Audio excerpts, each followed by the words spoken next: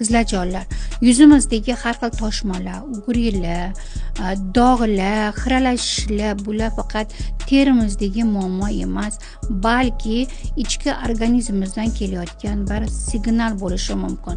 Chunki yuzimiz ichki organizmimizning bir oynasi bo'ladi.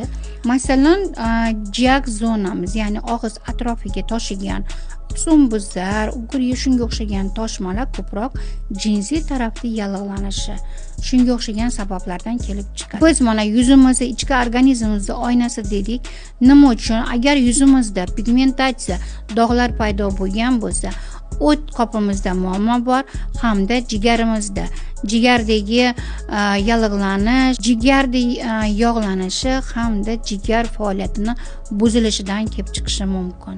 Agar mabodo yuzimizdagi allergik toshmalar, har xil toshmalar bo'lsa, bu faqat tashqi muhitdan istashimiz kerak emas.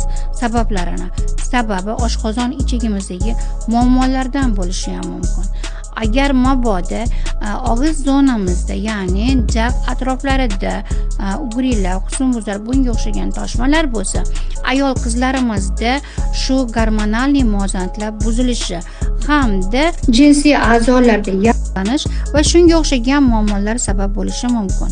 Agar muammo yuz terilarida bo'lsa, albatta o'z kabinetimda o'zim hal qilaman. Agar mabodo ichki organlar kasallangan bo'lsa, men bu patientkamni o'z mutaxassislariga yo'llanma beraman.